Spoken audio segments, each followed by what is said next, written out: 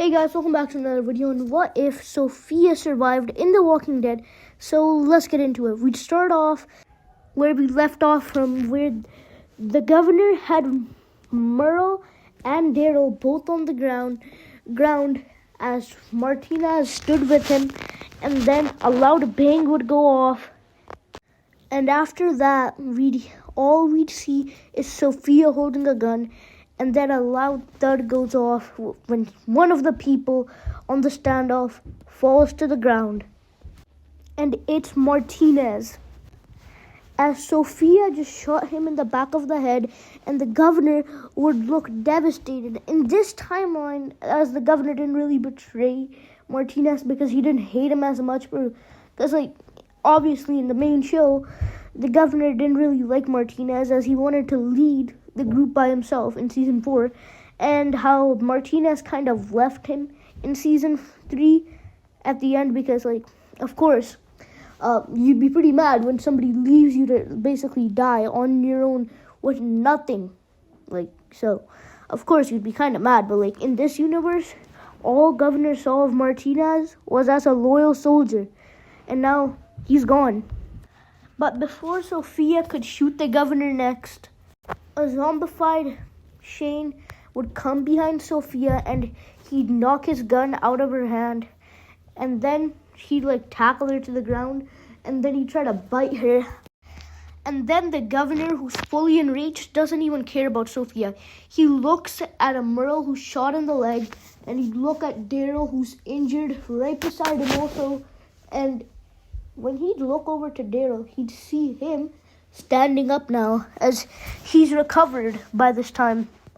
Daryl would be aiming his crossbow at the governor, and Merle would also have his rifle, but he wouldn't be aiming it at anybody.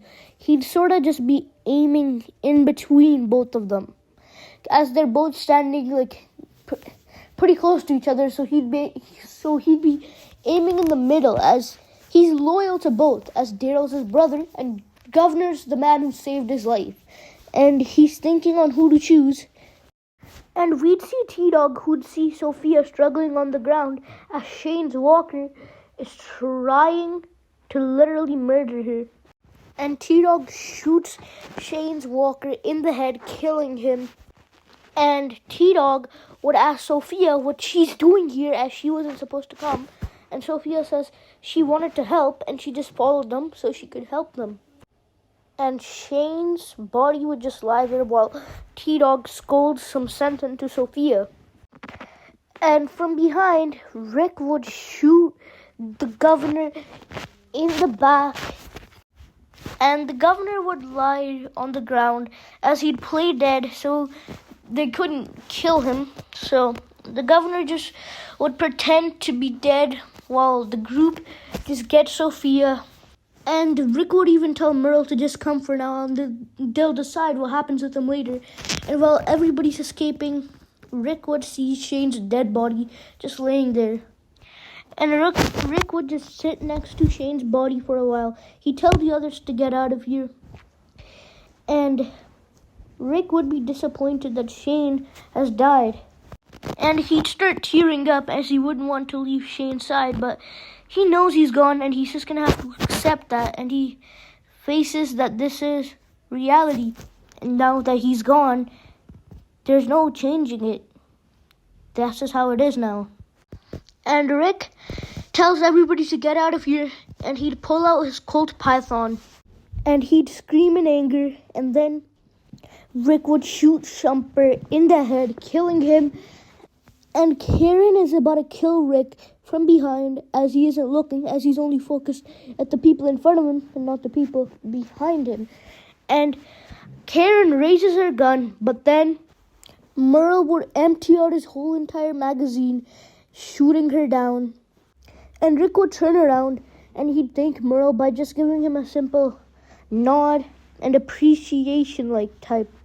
He'd give him the nod that people do with the appreciation thing, and Merle nods back as they both start killing the members of Woodbury together.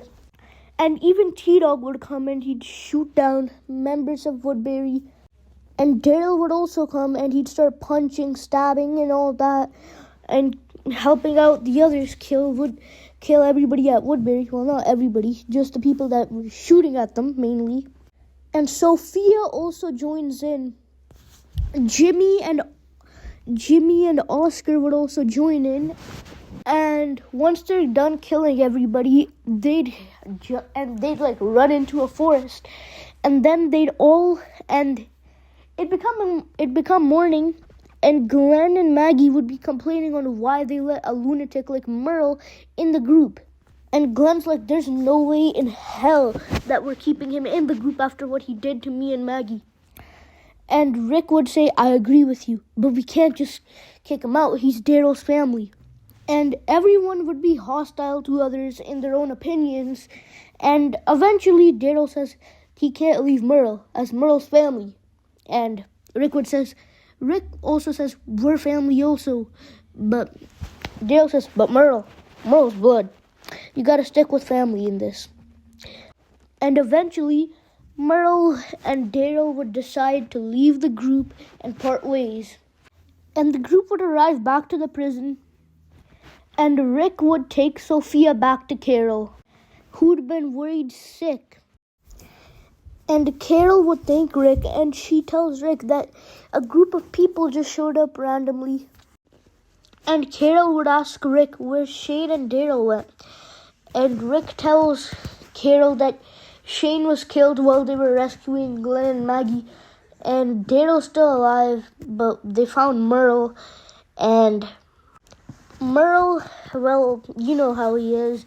We can't let him join the group. He's too dangerous. And Carol says everybody deserves a chance, even Merle. And Rick would say, yeah, I guess I understand that. And he'd say, but it's a bit too late now. And anyways, guys, that'll be it for today, everybody. I hope you guys enjoyed, and bye-bye!